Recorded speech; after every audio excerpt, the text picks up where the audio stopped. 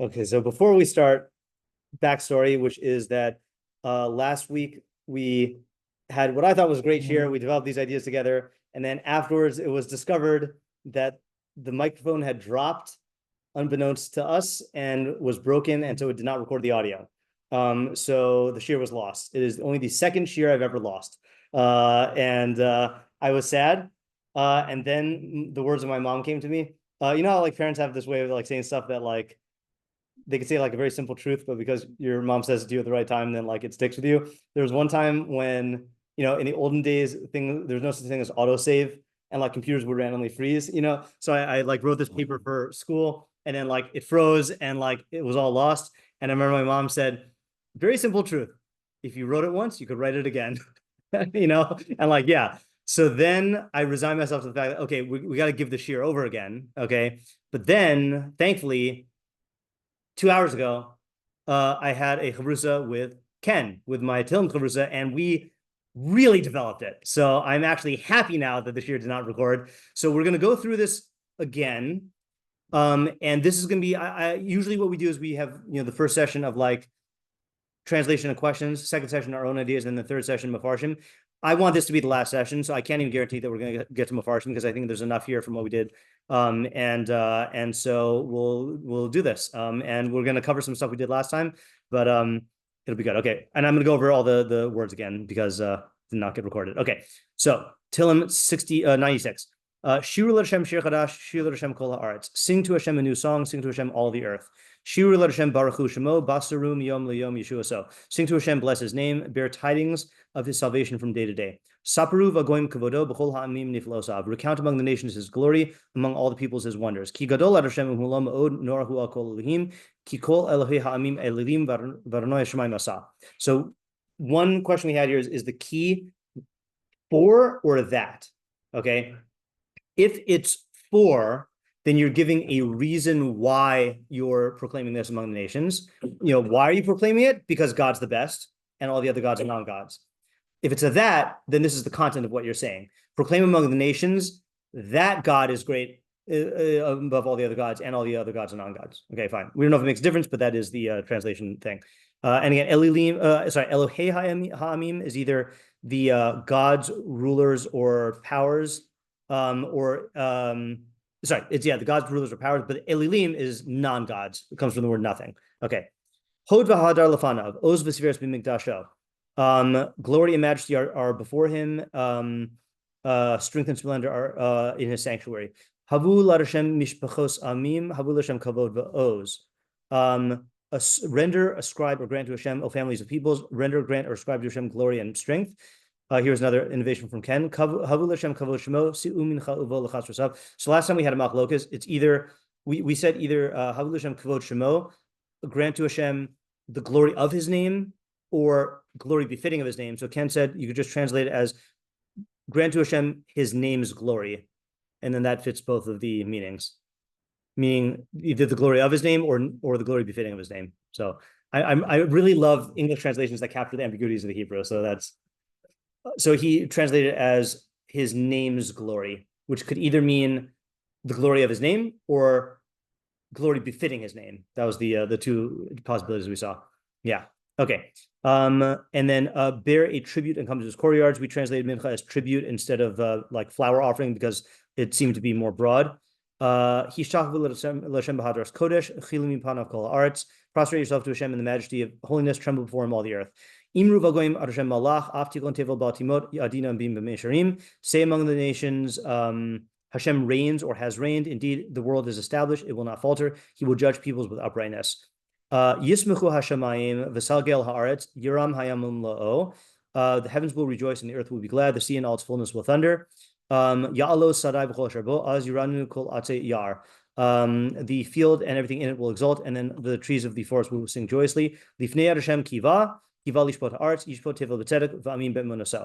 Hashem, and then we translated it as future perfect, or he will have come. Future will, and then have come is perfect is like the action is over. So he will have come, for he will have come to judge the earth. He will judge the earth with righteousness and peoples with his faithfulness. Okay, so in our pivots, we said that there are three divisions of this perek. if you wanted to look at it as two divisions, the way I would have suggested it is like 1 through 5 and then 10 through 13. But then the middle, so those are all like world, stage, people, plants, sea, sky, God, false gods, etc. And you got this like 6 through 9 is like this mikdash focus. Glory and majesty are before him. Lifnei Hashem is mikdash. Strength and splendor in his sanctuary. That's also mikdash. 7 is not exactly an explicit reference to mikdash, but the place of Hashem's glory, the Malkum Kavodo, and also Ki Beis Tifi La Yikra L'Chol Amim, that all the peoples are there. Render to Hashem his name's glory, bear tribute. Mincha, come to his courtyards. Mikdash, prostrate yourself to Hashem in the majesty of his holiness. That's the holy. Tremble before him, all the earth. Okay. But if you want to make it into 3, you would say 1 through 5 is all the stuff that we're being commanded to do. Then we go to Mikdash stuff, and then 10 through the end is kind of like the in the future what will happen. Okay, so our questions are, other than how do you account for the pivot, are what are we being told to do in each step and why? So what is the shiur l'Hashem shir Chadash, Baruch Hu Shemo, Basru miyom liyom yishoso, Sapru b'goyim b'kavodo, all the havus, all that stuff. Okay, then particular questions. What is the new song? What is the song and what makes it new? Is it this song? Is it a song? Is the song something that will come about in the future? Is it the next perek? Is it some other specific song, metaphorical song? Why do you need a new song? Why aren't the old ones good anymore? 2, what does it mean to announce the tidings of his salvation every day? Is it that every day there's new salvations and those are the ones you're announcing? Or is it there is one salvation coming in the future, Mashiach, and then you're announcing it every day? Okay, 3 through 5, how are we supposed to accomplish this? What's the argument? How are we meant to affect them? The goyim, and what result are we striving for? Like, are you really going to convince all the goyim that they're gods or non-gods? Seems pretty high bar. Okay. 6 through 7, what are the havus telling us to do and why? 6 through 9, mikdash stuff. Why are the mikdash here? 10 through 13, why is the world happy when God comes to judge? Isn't that scary, at least for the people who are going to be judged? Right? We don't usually ask God to judge us b'mishpat because that's who can stand before God in his judgment. 11 and 12, why is nature rejoicing when the judgment is such a people-specific phenomenon? The heavens and the sea in its fullness, the field and everything in it. Radak, we read last time, who said that it is a reference to all the people, but still, why use the nature metaphors? And then 10 and 13, why speak of Hashem's judgment as a specific future event if judging is something that Hashem does now? Still don't really know what we mean. Oh, because of the tenses. Okay, I'm not so bothered by the tenses. Okay, so Isaiah had an approach last time. Okay, and it was not a full approach, but it was a good enough approach to organize the perek with. So I'm going to voice it, but then we're going to focus on our approach. Okay, so Isaiah's approach is that this is a chronology of how Yemos Mashiach will unfold. Step 1, we have to is what we have to do between now and Mashiach, which is spreading knowledge of God and getting rid of avodah zarah. Then at some point, Mikdash will be built, which is before Mashiach, according to the Rambam, because if you are I'm not going to reread those halachos, but if you are a candidate of Mashiach, meaning you're from Beis David, you're strong in Torah and mitzvos, and you do a bunch of stuff in the checklist, so then you're a candidate. But then once you build the Mikdash and defeat all the enemies and bring in the dispersed of Israel, then you're Vada Mashiach. So technically speaking, Rambam holds that Mikdash has to come before Mashiach. So once you have Mikdash, that will supercharge what we did before, because now we have a center, okay, where this is. And then at some point in the future, Hashem will judge the earth, and that's the culmination. So that was Isaiah's thought. Any other thoughts on that approach? It does seem nice. Okay, I got news for you, okay? I have our approach, and then I think I can unify the two, maybe, okay? Okay, so what was our approach? Okay, so our approach, broadly speaking, is thinking. So again, I'm going to just narrate how we came to it. I forgot how you came to it. I mean, you came up with the same idea, Moshe, in Shir. I don't know if there was a trigger point that prompted it, or if it was just a. Okay, fine. All right. So the thing that came to my mind was thinking about how it's actually going to go down when Mashiach comes. Okay, and the thought being like, what's going to happen is all the religions and ideologies are going to co-opt Mashiach for their own purposes. That's what's likely, okay? Or they just won't know what's going on. So the theory was this perek is about the work that has to be done to pave the way for Mashiach. Okay, and the Rambam I quoted, and this I actually do want to reread, that I think really lays it out, is in the second to last perek of Mלכים ומלחמות when he's talking about Jesus, right? So he says that Jesus was bad. To paraphrase, yeah, just paraphrase that. And he led the world to worship a God that's other than Hashem and caused Jews to be killed by the sword. And Daniel prophesied that. Okay, but then he says like this: but the plans of the creator of the universe are not within the capacity of man to grasp. Our ways are not his ways, and our thoughts are not his thoughts. All these matters of Jesus the Nazarene and this Ishmaelite who arose after him, the madman, as the Ram calls him in other places, is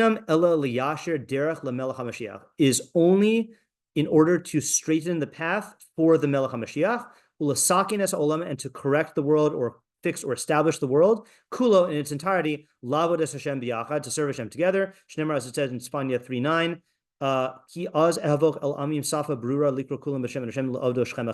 then I will transform all the people to a clear language, to call all in the name of Hashem, to serve him as one.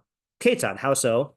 Now here, I didn't pick this up on this last time. Mi divrei HaMashiach, umi divrei HaTorah, umi divrei HaMitzvos. The world has already become filled with I think I'm going to translate as words, or sorry, as matters, but I think words fits in better. Okay, words about Mashiach, speech about Mashiach, talking about the Torah, talking about the mitzvos. Ideas are good also. You could say ideas. The reason why I want to say this is because of the next, in a little while. Upashtu dvarim elu ba'im rechokim uv'amim rabim ar leilev. And these matters, these words, these principles have spread to the far-off islands and the many nations of uncircumcised heart. Here's part. V'heim nosim v'nosnim b'devarim elu. Oh, no, maybe you're right. They are debating about these principles, so I think principles is better. Or what do you say? Ideas. Yeah, ideas is also good. Uva mitzvos Torah. Okay, so they're debating about the mitzvos of the Torah and these things. Elu omrim mitzvos emes hayu ukvar batlu b'zman hazeh. These guys, the Christians, say the mitzvos were true, but now they're nullified b'zman hazeh. V'lo hayu no hogos ladoros. They're not permanent. The elu and these guys, the Muslims, say devarim nistaros yeshben. These are allegorical. They're hidden. The enam pshutan, esoteric. They're not like their surface meaning. Ukvar ba Mashiach v'gila nisterin, and the Mashiach already came and revealed their secrets. Ukeshayamod hamelech Mashiach be'emes, when the Melech Mashiach arises in truth, v'yatzliach v'yarum v'yanase, and he succeeds and is exalted and raised up. Miyadhim kulam chosrim v'yodim shesheker nachal avosayim. All of them will go back and know that they inherited falsehood from their fathers. V'shenaviyahim v'avosayim hitum, and that their prophets and their fathers led them astray. Okay, so this is an example, right? Imagine a world in which there's no Christianity or Islam. Okay, I don't know what the religions would be, but I think it's safe to assume that monotheism would be very small, and religions and talk of God revealing himself and giving a set of laws to mankind, mitzvos, very foreign, and the idea of Mashiach, I don't know what other religions have about the idea of a Mashiach here. So what would happen is the world would go on, Mashiach would come, but then people are going to be like, what, who, where, So what instead happened was, like the Rambam says, the world became filled. Everyone knows this idea that there's one God. Everyone knows this idea that the God of the Bible. Everyone knows this idea of mitzvos. Everyone knows an idea of redemption. The only question is the particulars. Okay, the Christians say, and that's what the Rambam is trying to bring out. The Christians say that their Messiah has come. We say Messiah has not come. Christians say that the mitzvahs were true and are not anymore. We say that the mitzvahs are always for eternity. The Muslims say that the Torah was tampered with and forged. We say that it wasn't. They say there are a bunch of New Testaments. We say there was only one. We say, our prophets have to be intellectually perfected. They say whatever they say about the prophet. So all of the concepts, the framework is there, but the particulars are in disagreement. Yeah, I do. You think he's saying that it's only a benefit insofar as that there's a framework there so that their framework can be discredited when Mashiach comes, or would you say it's also like they have a benefit now. Right. So I don't think he's only saying that, but I think, sorry, I don't think he's saying only that. I think he's only saying that, meaning I don't think he's like talking about other benefits. Yeah, I think he would agree that, for example, even though the Rambam holds that you're only if a ben Noach keeps the Shavuot mitzvos, the only way to keep them halakhically is if you're doing it because Moshe commanded them, right? I don't think the Rambam would deny that it's much more beneficial for society that people are keeping the New Testament in terms of keeping the mitzvos, I know the New Testament, but keeping the mitzvos, the Shavuot mitzvos b'nei Noach. Christianity did a lot for like at a certain point for not getting people not murdering each other and stealing and committing adultery and stuff like that. At a certain point, you know. That's what I picked up the "I love you, Jesus" boards on the highway. That leads to murder. No, I'm saying because I would at least see from history that Christianity was always filled with a lot of murder. So That's what I'm saying. At a certain point, then like, yeah. I'm talking like the New Age Christianity where it's all focused about love. Yeah. No, I guess what I'm saying is like spreading in practice, you know, and I'm not saying it's only Christianity, but spreading in practice certain of the Shavuot mitzvos, you know, in a religious framework, you know, not just a secular one. Yeah. So I get the point that like this wasn't like this because we would have had the Hamina that like, oh, Christianity, Islam really bad, like, you know, like why did it have to happen? Yeah. Because, no, there's a purpose for this. Right. But what I don't get is he's making it seem like the only way these ideas could have spread is through Christianity and Islam. I don't. Like, why couldn't it have been through the Jewish faith? I don't think he's saying that. I don't think he's saying that. And I don't even think he's saying that we know that this is why God is doing this. You know, I think he's saying that we see that this did happen, you know, and I don't even want to say that. We see that there is a benefit of this, and it did line up in a way that is that paves the way for Mashiach, you know. That I get that it's saying that, but it makes it in saying that it's almost like it's almost like he's. Let me just read the paragraph this time that I didn't read last time about Jesus. Af Yeshua HaNotzri, Shedima Shiyeh Mashiach, V'nerag B'veistin, even Jesus the Nazarene that imagined he was Mashiach and he was executed in court, Kfar Nisav bo Daniel, Daniel prophesied about him. Ubnei Prite Amachav Yinasu Ulahamid Chazon V'nechshalu, the breach-breaking members of your people will raise up and establish a falsehood and stumble. V'chi yesh michshol gadol mizeh, is there a greater stumbling block than this guy?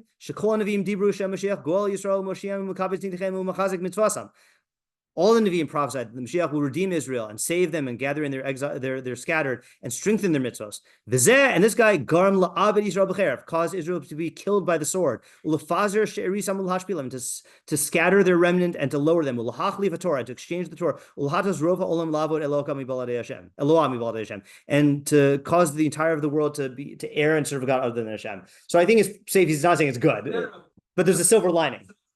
What's his point? His point is it might not be as bad as it. There was some good that came. Yes, there was good that came from it. That's different than saying it's not as bad as it. Yeah. That's his only point. Yes, yeah, and that it's not just good; it's good that is actually paving the way for the real Mashiach. Right. Okay. Right. That this is part of the unfolding of the nevuahs about Mashiach. You know, and again, he quotes Daniel for a reason here. I mean, he doesn't hold that Daniel is a Navi, but he holds he's a Ruach Kodesh. That was prophesied by Daniel on the road to Mashiach. This is going to happen. Yeah. So it is necessarily thing happen, it seems like.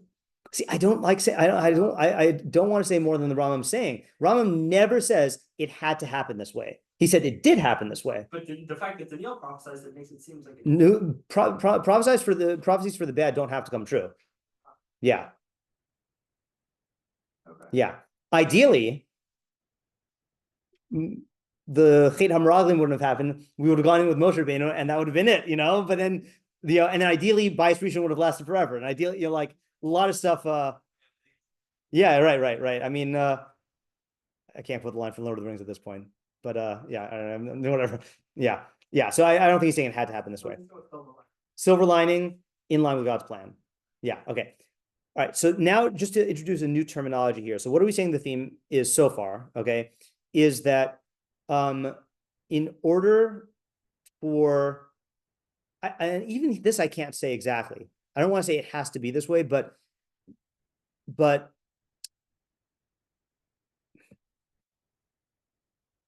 I'll say it the way I don't want to say it first. Okay, in order for Mashiach, Yemos Mashiach to come about, there needs to be the right narrative in place.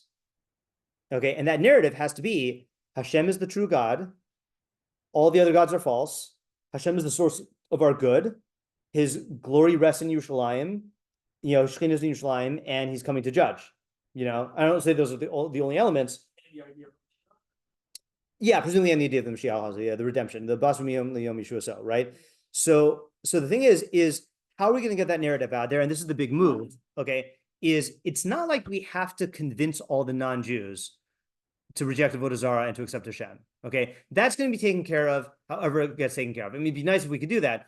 But what we need to do is we need to get the narrative out there so that when Mashiach does come, they're like, oh, sheker nachlu avosenu. The Jews have been talking about this for thousands of years.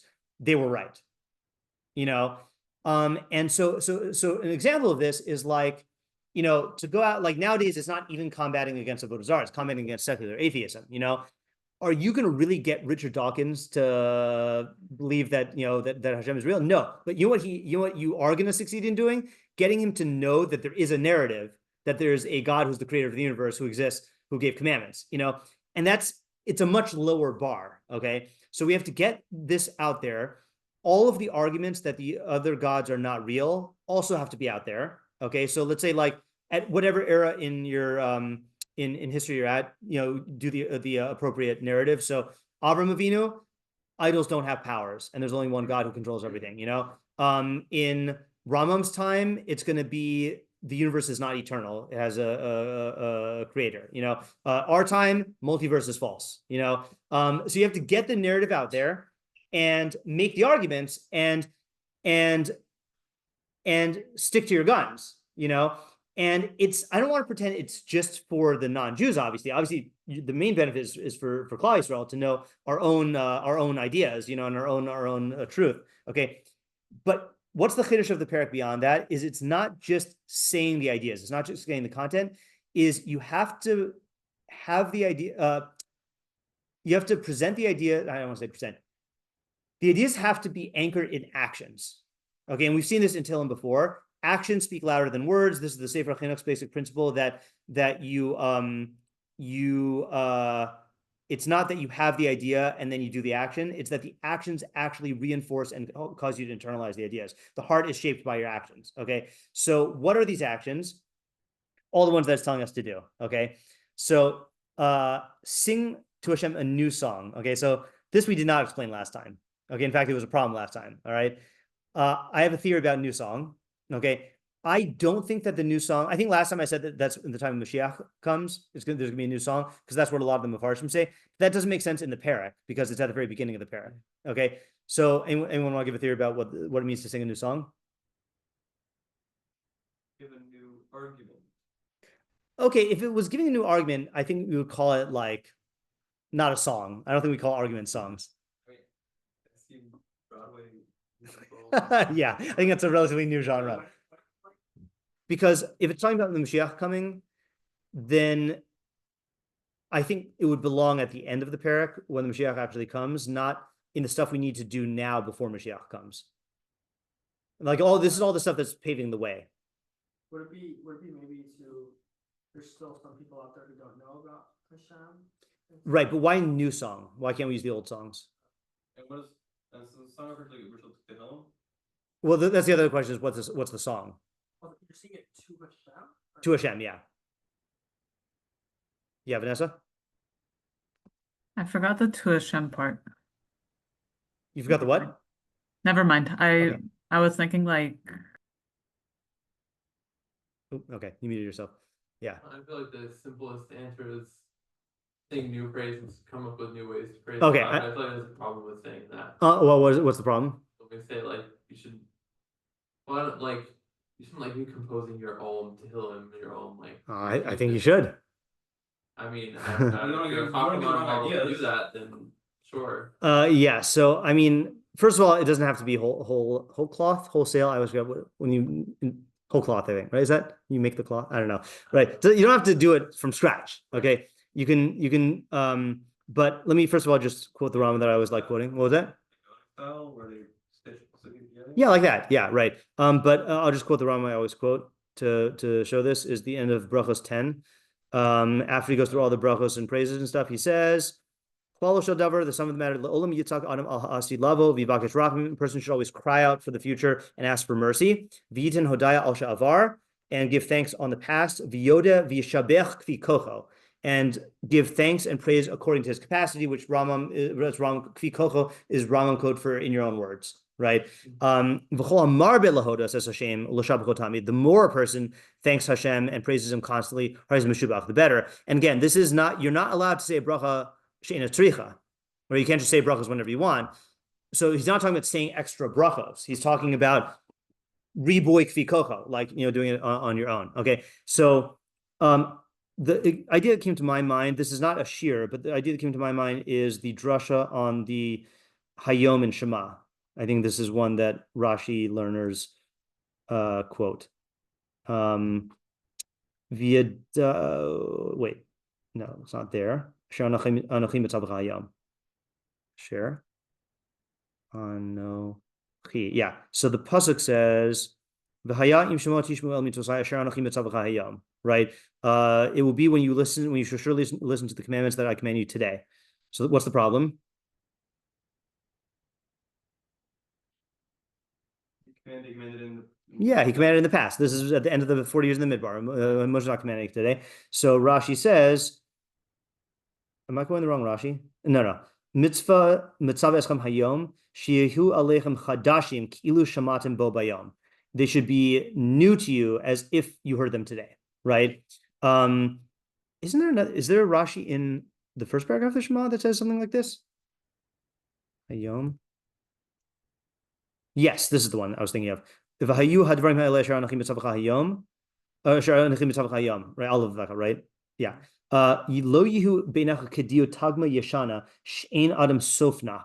It should not be like an old edict that a person does not like yearn for or hope, like look expectantly towards. It should be a new edict that everyone runs to read. Okay, like those new executive orders. Everyone just loves the, yeah. So that's not the exact same thing, but I think that's the vibe here, which is that if you just sing the same old praises to Hashem, I mean, obviously you should do that. There's like a whole book called Tehilim of like old praises to Hashem, but it's not enough because the whole idea is you can't just put the narrative out there. You have to make it real to your emotions. And in order to do that, you have to apply Hashem's praises. You have to praise Hashem anew for the stuff that's happening now, like in the world, but also the stuff that's going on in your own life. And it has to be new. For example, the Me'iri says an idea like this. This is Devarim. The Me'iri says, Shiru l'Hashem Shir Chadash, Ratzalomar shitafligu behodos uzmiros lefanav, that you should be excessive in thanks and songs before him. V'lo yispiku lechem hashirim v'mizmorim v'hatilas shenasu. The songs and mizmorim and tehilim that were written before should not be sufficient for you. Aval shitosifu b'chadash kama v'kama. Add many of them. Due to the abundance of miracles and wonders that Hashem will do for you. Yeah. Right. So in terms of the rule that we can't add anything to the first three and last three brachos on Esrei, how could we? Because I know people do this and I have done this. I actually haven't thought about it before. How can you add things to, at least in English, to modem? So I don't think we're talking in the Shemona Esrei. David's certainly not talking about that because there was no Shemona Esrei, right? But I think this means praising God, like we just said in Hilchos Brachos, meaning. But certainly that is a time if any where people are thanking God for things. I don't know. That's a different sugya that I had wanted to go into because let me pause this. Hold on. Yeah, Vanessa, you had your hand up. It sounds like they had the same question, whoever asked them. All right. Okay, so I think that's what Shir Chadash is. Okay, and so again, the purpose here in these things is going to be not just getting the narrative out there, but making it real to the emotions. So step one is Shiru, which is praise and thanks. Okay, you could say it's about Klal Yisrael because this next one, Baruch Hu Shemo, is acknowledging God, Yedias Hashem is the source of good for you. So again, that's tying it to your personal good. Okay, that's also praise and thanks. Okay, Basru Miyom Liyom Yeshua so is one that I'm not sure about. I tell you what we said last time. Last time we connected it to the Rambam in Hilchos Melachim Melchamos Aleph, where he says that it's not enough to believe Mashiach in Mashiach. V'chol mi she'eno mamin bo, o mi she'eno mechake lebiaso. Lo b'shar nevim bilvad hu kofer ela b'Torah u'v'Moshe Rabbeinu. That not just one who doesn't believe in Mashiach, but one who does not yearn for his arrival. Not only does he deny other Nevi'im, but he even denies Torah and Moshe, right? So again, not to be facetious, but like you have to want Mashiach now, or you not have to want Mashiach now. You have to want Mashiach, okay? Again, I personally think it would be disastrous if Mashiach came now. It'd be horrible because everyone would just totally make him to avodah zarah. You know, you see they do that anyway with non-Mashiachs, you know, you can imagine if Mashiach came today, you know, and it would just be, and then, you know, the way Ken said it, Ken said, he said they would put the Mikdash in Cherem, but, you know, but they put the Mashiach in Cherem. Like, I just don't think we're ready for Mashiach. I mean, yeah, exactly. Yeah, right. They cut pieces of him off and then you know, like kiss it and you know, and put it on their wrist. Yeah, it'd be bad. Yeah, exactly. Yeah. Put stickers on all of the lampposts in the city. Yeah. So, but the point is that you do have to actually want Mashiach to come. It can't just be an intellectual principle. Okay, which means what does that look like practically? To want Mashiach to come. Be wanting it. Yeah, but how does it manifest? Be davening for it. Okay, davening for it is good, but we do that anyway. To be ready to leave that To talk about this. So you know, they tell all those stories about the guy with packing the bags and stuff like that, right? So I think I don't think that that's the I don't think that that's what the Rambam means. To talk about it with other people, like if you never voiced your desire for it, then it doesn't really do anything. But like once you start bringing it up, So I guess what I'm asking, I'm not looking even for actions. I'm saying like, what does mechake mean? What is mechake? Is to yearn, to yearn, right? But yeah. So again, just basic question: why do we want Mashiach? Better future, good slogan. Yeah, Vanessa. I guess to like feel the lack of like Hashem's like not revealed, that's not the right word, but like to feel the lack of him is the best way I can put it. Yeah, like, that's okay. That's it. So I'll just read again I think we read this last time, but just to read the Rambam's why we want Mashiach in the last two halachos of the Mishnah Torah. Lo nisavu hachachamim hanavim yemos Mashiach lo kadei sheyishlatu al kol ha'amim. So the chachamim and Nevi'im did not want Mashiach in order to rule over the world. Okay, so all those people on social media who are saying those kinds of things, that's lo lishma at best. Not in order to rule over the goyim. I guess it's more specific. That will be exalted by the nations. Not to eat and drink and rejoice. Only so that we can be free for Torah and its wisdom, and that there's nothing that impedes or stops their chachma, their involvement in Torah and chachma, so that they get olam haba. And then uvosozman at that time, lo yihiyesham lo ra'ev lo milchama lo kinav lo tachrus. There will not be starvation or war or jealousy or competitiveness. Shatova mushpas harbe. The good will be extremely abundant. All delicacies will be available like the dust. The involvement of the entire world will just be to know Hashem. Therefore, there will be great chachamim, and they will know all the hidden things that are hidden, the deep hidden things in existence. And they'll grasp the knowledge of their creator according to the man's capacity. The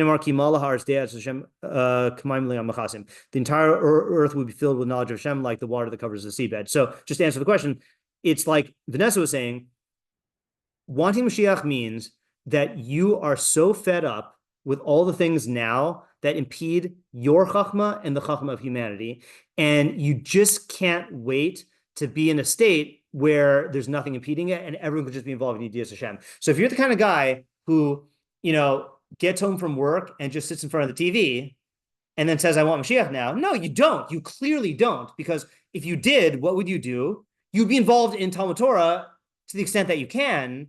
And that would be your entire ASIC. Same thing if you are just going and making a ton of money and that's what your whole day revolves around. And you say you want Mashiach. No, you don't. You want money. If you are making money and then taking that money and then retiring early so you could learn full time, or supporting Torah institutions and then like being kovei eating the Torah, so fine, then we could talk, right? But like that wanting Mashiach means that it's expressing itself in eagerly gobbling up all the stuff that partakes of Yom Mashiach, that Mashiach is a full actualization of, but you're doing it now,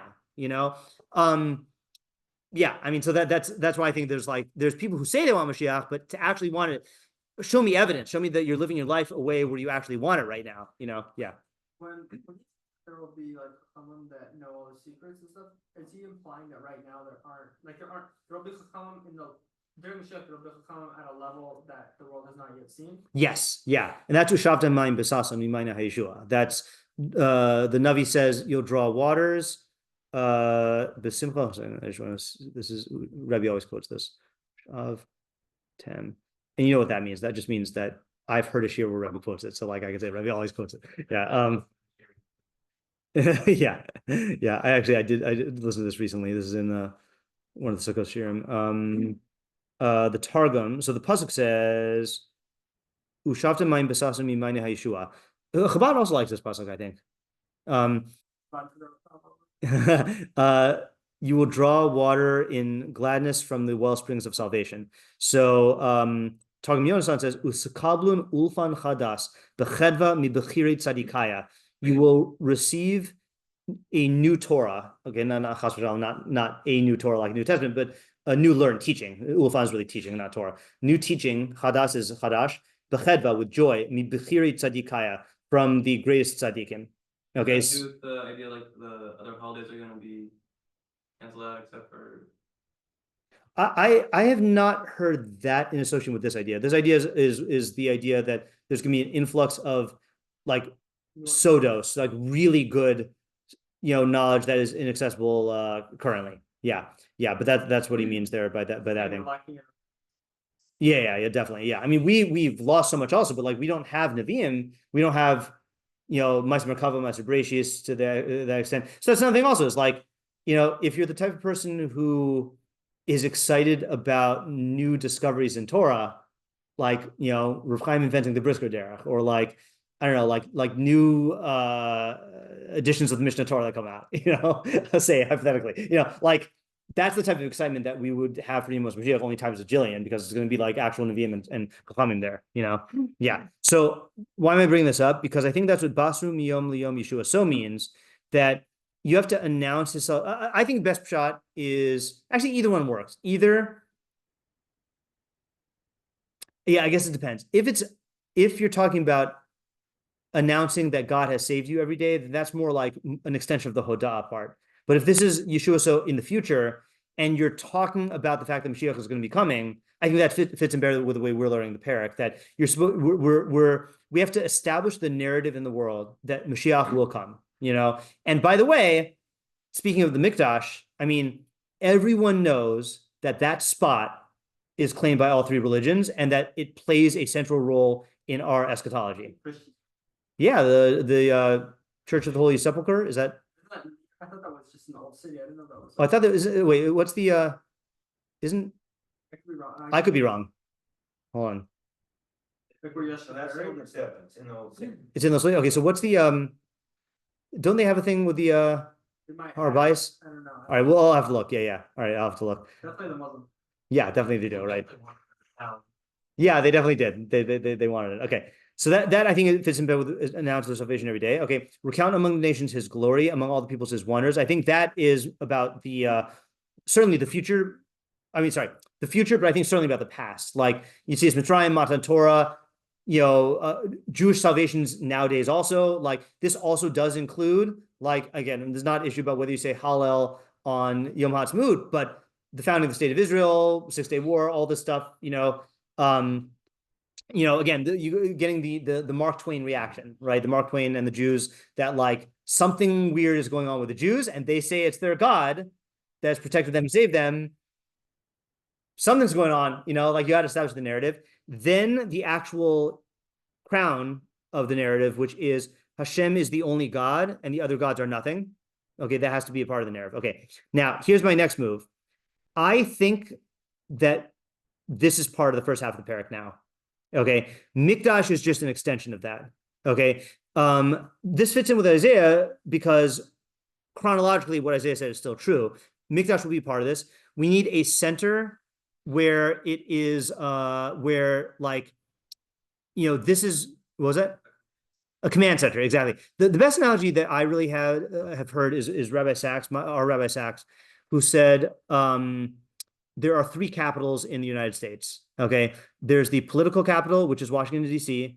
There's the commerce capital, which is New York City, is Wall Street. And then there's the culture capital or the entertainment capital, which is L.A., Hollywood, whatever. Okay, right. So imagine a world in which there is a Chachma capital or a Tzedek capital, right? Yerushalayim is or a Kedusha capital. That's a more abstract concept. Yerushalayim Ir Chachma, Yerushalayim Ir Tzedek. And imagine, I think Rabbi Sachs said this, like you're in the grocery store now, or CVS or whatever, and like you see like magazine rack, and there's like People magazine and like, stuff about celebrities, stuff like that. Imagine like a world where there's also a Chachma capital, and like you got a magazine there with like, Kohen Gadol like gives this amazing shiur, and like, well, what did he say? Like, what was his, what was the king's speech like after Hakel? Like they're having a capital where like these values are centered and are emerging from, or Paris, fashion capital of the world, like there is a reality to those values because they're anchored in a place, and we don't have that right now. We don't even have a intellectual city anymore. Like Athens used to be that. You have like Ivy League campuses, but no one really thinks that that's intellectual anymore. It's not the city; it's just the people in the college and whatever. So, yeah, exactly. Yeah, right. So having Mikdash is instrumental to that. Literally instrumental because they're playing the instruments, right? That's the other thing. Also, is that you have the like Las Vegas, right? Las Vegas is like the materialism capital of the United States. You go there and you're like, oh, like the fantasies of like just indulgence and and stuff like that. Like, so Mikdash needs to be that place. And also this is going to be the kavod, the place of kavod Hashem and tefillah, all the ideas of Mikdash, korbanos. But this fits into the first part because these are all things that when we have them, it will make real to the emotions, the feelings that people, the narrative that people have. And I had an idea today when I was learning with Ken. So I grew up in an era, I don't know if out of state this happened as well or whatever. I grew up definitely through elementary school and I think into middle school, in public school, saying the Pledge of Allegiance. Okay. Yeah. Okay. Yeah. So then after that, I don't know why they stopped. And then I was like, went through a couple of decades where I'm like, I would never make my kids say the Pledge of Allegiance. Like that's like the government's going to make me pledge allegiance to it.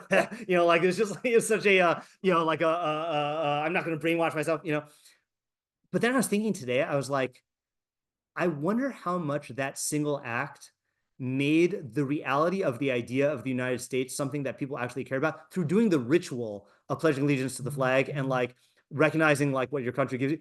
Like it's the power of something like that to really internalize these ideas is huge, And again, that's what all the mitzvahs are. I mean, saying how many people would have an awareness of Yichud Hashem if we didn't say the Shema twice a day, Like let's say we just took out just the Shema. Okay, let's say you had all of the Torah learning about, about Yichud Hashem and stuff like that, but you just didn't say the Shema. Where would Yichud Hashem be on people's minds? Like on the average person's mind, it's the saying of it that does it. Yeah. I don't know why. I think I thought it was just a shower thought. I don't know. I'm not in a shower, but it did occur to me that how many physical signs we need to constantly remind us. Meaning it's not just keep a bris. Right. Everything. All the brachos. I mean, it's the.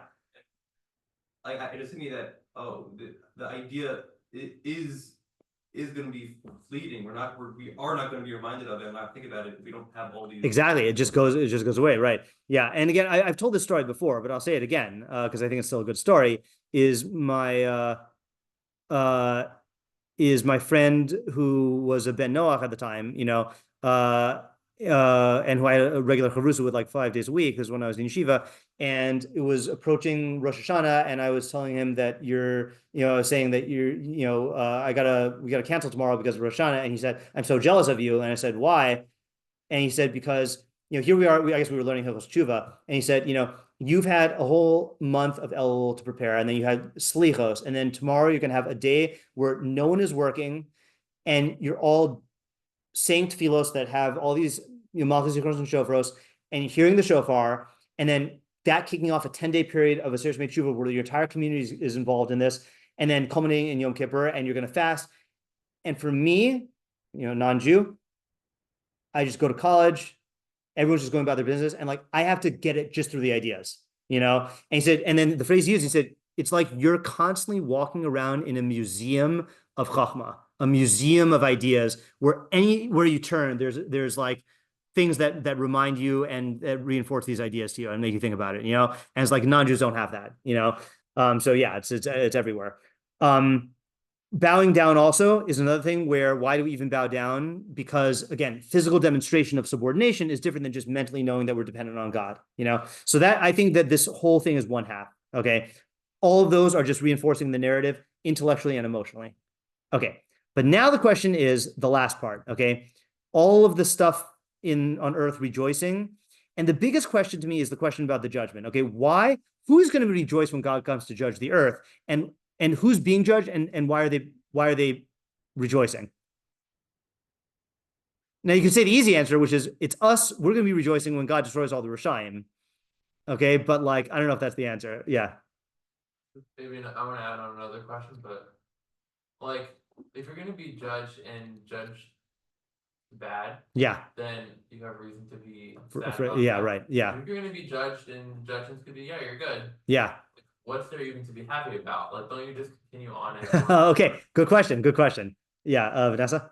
I have an answer, but yeah. I think this might tie into like the nature mashalim used in the next pasuk. Okay.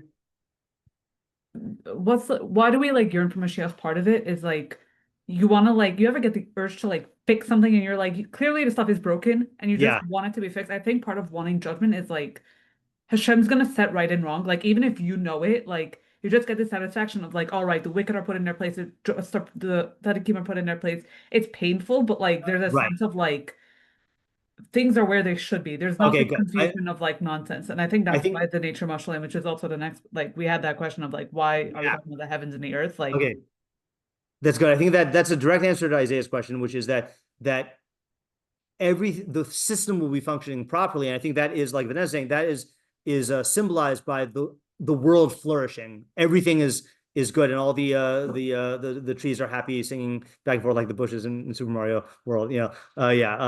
Tamar? I was thinking something similar. I think in like what's happening now that's not judgment. Yeah. And I think I'm not sure, but something along the lines of like the way that things are just confusing now. You look at the world and there's all this different things that people say, and it's hard to disprove anyone, like in a way that seems like convincing or anything like that. And I think the judgment is maybe coming with like a clarity. Okay, that's also true, right? So the judgment has a functional clarity of purging the elements that lead to the chaos and stuff like that, but also a clarity of mind and seeing everything playing out correctly. Okay, so these are good answers. I have another answer, okay, which is here's another anecdote. I'm sure I've told this before, but I'm gonna tell it again. So if there's one, it's hard to say this. If there's one person I wish you could meet in yeshiva and like spend time with, I know there's a lot of people. It's not just one person, but David Warshaw, one of the most unique minds in yeshiva. And in my day, that was like where it was at. So he, maybe some of you'll be zoche, but so he told me a story that he had a neighbor, and the neighbor was going through something really, really, really bad, some really difficult situation in his life. And this guy was talking to a bunch of people getting advice, but he hadn't really found advice that was good. So David said, why don't you talk to Rabbi Chait? And this guy didn't have any real knowledge of Rebbe. And he's like, can't hurt, and the guy was like, look, I'm desperate. I'll if you think he'll help, I'll talk to him, So David said, okay, I'll set up an appointment for you. But the deal is, as soon as you're done, you have to come and tell me, tell me how it went, right? So he sets up the appointment. David knows that his friend goes to meet with Rebbe, so David's like waiting. David hears a knock on his door, opens the door, and it's his friend, and his friend is grinning ear to ear. And David goes, so what did he say? And the guy goes, he said, I'm doomed. Okay. And David says, you're doomed. He's like, yeah, nothing I could do to fix the situation. So why are you smiling like an idiot? And the guy said, because I just spent an hour talking with a chacham, and there is a type of clarity that you get when you talk with a chacham or when you get a din or you get the verdict. And even if the verdict is I am doomed, or like my din comes out badly, I think there is an attitude that people will have if we've done our jobs right, that if you're going to din lifnei Hashem, that the din is good, right? This is not, Hashem's din is not like Basar V'Dam or like America, where it's like vindictive or punitive, where the purpose of the judgment is just to punish you. This is a din that is for your benefit, and it's for the benefit of society, to bring about a society of Yedias Hashem. So even if you are on the bad end of the din, you hopefully, again, this is an optimistic view of humankind, there is a this is right, this is going to be right, and this is going to be good, for us. Yeah. Ultimately, it's kind of shows there's something worse, that not knowing is almost worse than bad. Yeah. Right. We all have exactly.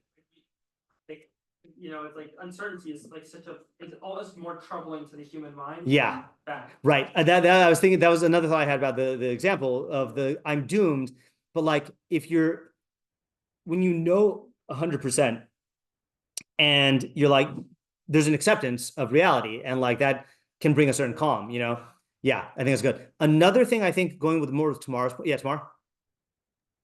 I was gonna say that I feel like the acceptance of reality, I can't exactly justify this, but I think it also goes with it could maybe also lead to an appreciation of nature. That's you also just kind of feel like you're part of the world. I don't know, yes, something like that. Everything is in harmony now, circle of lifestyle, right?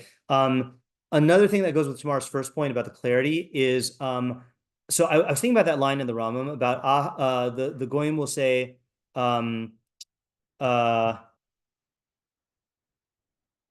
Kulam chozmi yodim shesheker nachalu avoseim. They'll all realize that they inherited falsehood from their fathers, v'sheniviem v'avoseim hitum, and that their prophets and fathers led them astray. Right now, you would think that is sad, right? And there is sadness tinged with this because they wasted their lives and they dedicated their lives to this falsehood. But the imagery that came to my mind is the way that I'm sure people feel who were in a cult and then they get out of the cult. Right. So on the one hand, there is this sadness and shame that they were brainwashed, but there is a happiness of now I can actually live my life and not be brainwashed anymore. So I feel like that is what's going to happen with the Rishaim and the fools who get the bad end of the judgment and they realize that they were led astray. There is going to be a sadness of wow, we totally were duped. We were devoting our lives to this idiocy. We could have been involved in something real. We were involved in something fake. But now we can. Yeah. I also want to add to that and say that I was having this conversation with someone the other day. It's there's intellect which only certain people know once you reach a certain level, but there's a level at which every single person has some inherent sense of right and wrong. Yeah. And I think the people that are Rishayim now, it's not they're completely oblivious to the fact that they are not living in line with reality. Right. I think they know that most of they can go many days or weeks not thinking about it at all. There's a part of them that knows that they aren't in line with reality, and I think there will almost be a freeing feeling that comes when that's yeah, when that's realized, and that they can't get away with going away from reality anymore. Right. That's very interesting. That's a very optimistic view of Yerushalayim. And I'm not saying that that's wrong. Like, look, Kim Jong-un knows he's not a god. Yeah. Right. The further you get into Rishus, the more reality you have to deny, and the more of a strain it's going to be. And like, I'm sure when, God willing, when he gets overthrown by his own people, even though he's going to definitely be upset, there is going to be a little part of him that's going to be like, oh, thank God I don't have to keep up this act anymore. Right. More pain than Yeah, definitely. Right. There's a part that knows right now. The Tehilim Melakim. That's true. Everyone has a Tehilim Melakim, even Yerushalayim. Exactly. Yeah. Right. Yeah. Okay. So I think we are in a position now to answer our 4 questions and be done with it. Right. So what's the theme of what's the perek saying as a whole? So what I would say is the perek is talking about what preparation work will be necessary in order for, I forgot one important mashal. Okay. One of the ways that Ken expressed the idea is he said, going back to the thing I said before about how with the Rambam, it's the particulars, everyone has the framework of God, mitzvahs, Torah, but the particulars are up to for debate. It's very hard to change someone's overall framework. Okay, to go against it directly.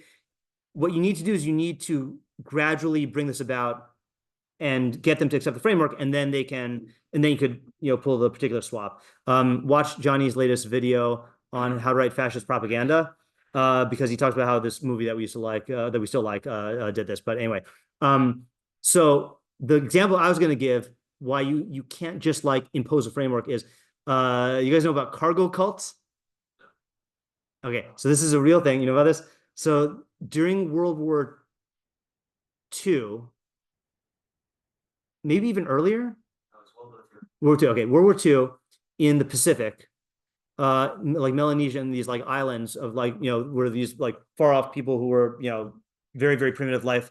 So obviously there were modern soldiers and stuff that stationed, built bases, set up stuff, and so they would build airstrips, and they would land planes, and they would fly in cargo, and cargo would be supplies and all this other stuff, right?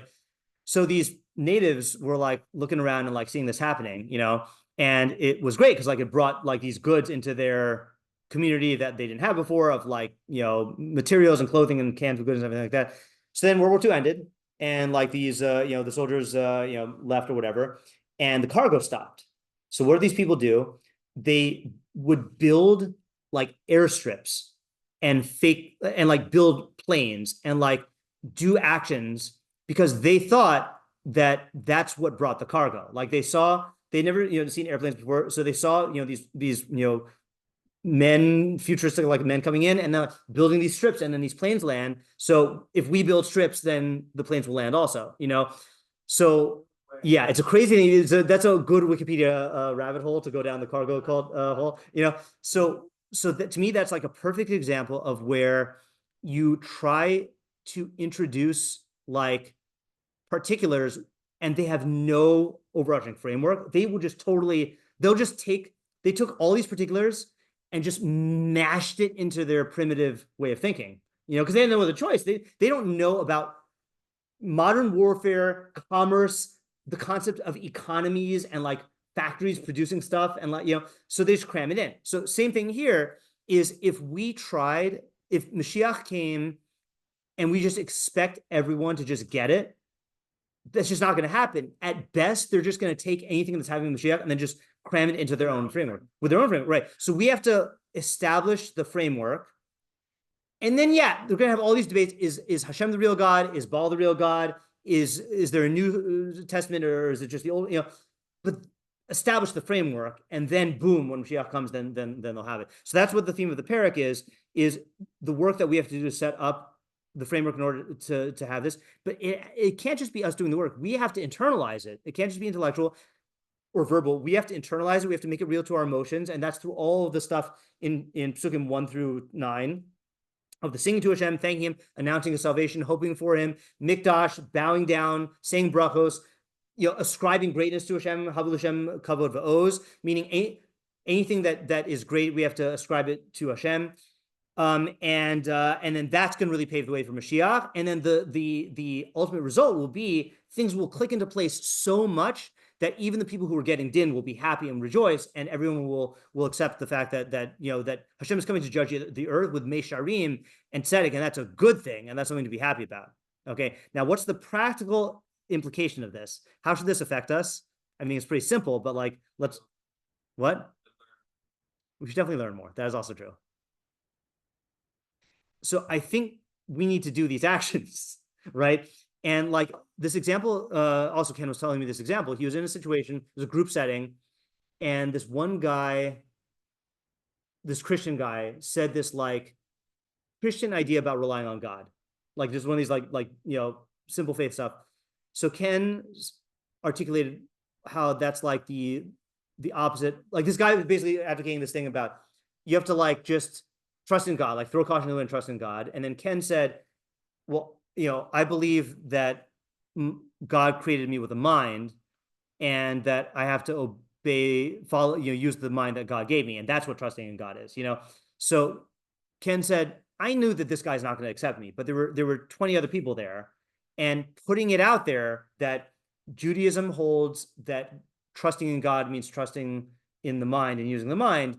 Getting that narrative out there is part of doing this work. Saying thank God even when you're among atheists or Christians, or like Christians like when you say thank God, but like, putting the narrative out there is part of doing the work. And again, it's not just for them, it's for you also. Is if you are ashamed to do mitzvahs in public, to thank God in public, or whatever, that's going to affect the level of your internalization of these ideas. If you're not treating it as an absolute reality, I'm not saying you should be stupid about it and go like holding a sign saying Mashiach's coming now, but like, yeah, exactly. That's exactly what I'm saying. That is the practical implication. But you have to actually like live it and live it publicly for your sake and for the sake of setting this up for the world. And I think we actually did a good job this time of going through the perek in detail. I'm not going to go through it a second time, but like I think we got all of the parts and answered our questions, or at least most of them. And is it true in whole or in part? Well, Mashiach is one of those things that we cannot prove outside of Nevuah. Like you can prove certain things without Nevuah. Mashiach, the only way we know that is through Nevuah. But the phenomenon that we're talking about, the mechanisms are true. Like the world will not accept Mashiach magically if the groundwork is not there. And so I think we have explained that as well. Okay, nice work. Okay, all right. I think what I would like to do, I am in the mood to go back to tefillah now. Okay. So unless anyone has any objections, I would like to do gvuros.